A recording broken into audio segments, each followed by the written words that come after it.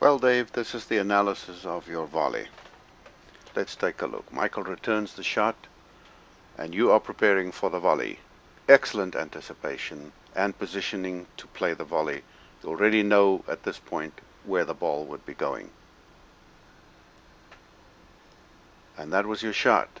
Why did it fail? Watch it again in slow motion, and we will unpack it step by step and point out the flaws. Now, there are several things that caused this volley to fail. Firstly, your low racket head position forced you to hit up on the ball, which would cause it to fly long or set it up for your opponent. This was the position of your racket, and the green line shows you where it was supposed to be, almost at eye level. Second, you jump clear of the court instead of stepping forward to meet the ball closer to the net and where it would have been higher.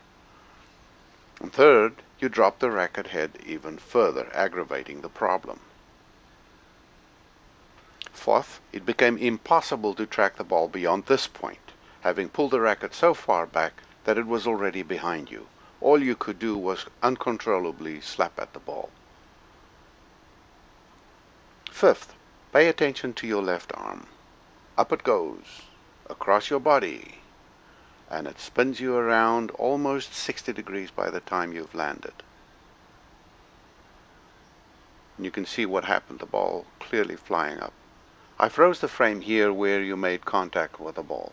Your left arm not only spun your body around, but it also pushed you into the path of the oncoming ball, causing you to miss-hit this ball, and you can see where the ball contacted the throat of the frame. But you're looking at the point where you last tracked the ball. You couldn't see a thing happening behind you at this point. Fortunately, it's a very simple two-step process to play this shot. Nothing complicated. At this point, you already knew what the ball was going to do. It's clear by your racket and body preparation that you already figured this out in your mind. Instead of staying back and jumping up, you should have stepped forward, and the red line shows where your racket should have been, striking the ball right there. You were so close to the net that would have been a slam dunk, and this would never have happened. Next shot, an overhead. Let's see what happens. Up you go, hit the ball into the net. What went wrong? Let's watch it again in slow motion. Good balance, good position. Racket head a little low, it's not a problem for this shot.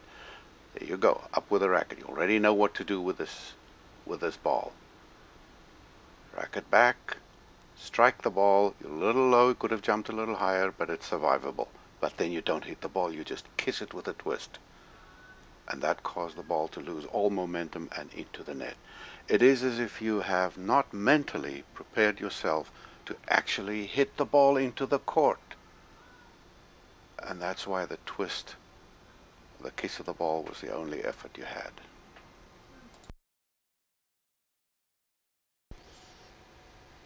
Now let's take a look at your forehand. That's the shot. And now let's watch it in slow motion. I like this stance, and I like the entire forehand. You drop the racket, close the head.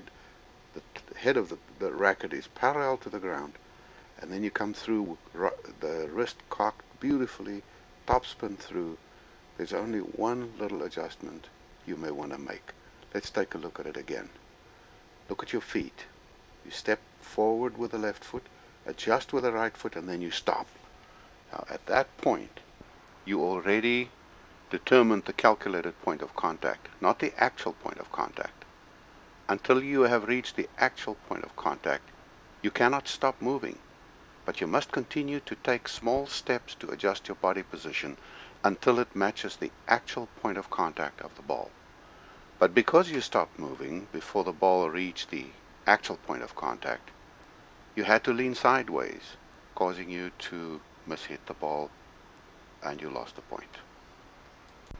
Well, Dave, we looked at a few of your shots and analyzed and unpacked them. The main thing I would say is your footwork. Watch the pros on the French Open Tour on television and pay attention to their footwork, especially the micro adjustments they make before they strike the ball. That's purely to align the body with the ball at the point of contact. so that they do not have to lean or change their wheelhouse or their strike zone. The other thing I would recommend is prepare yourself mentally to play the ball and not merely hitting it. And that should change your game. Good luck.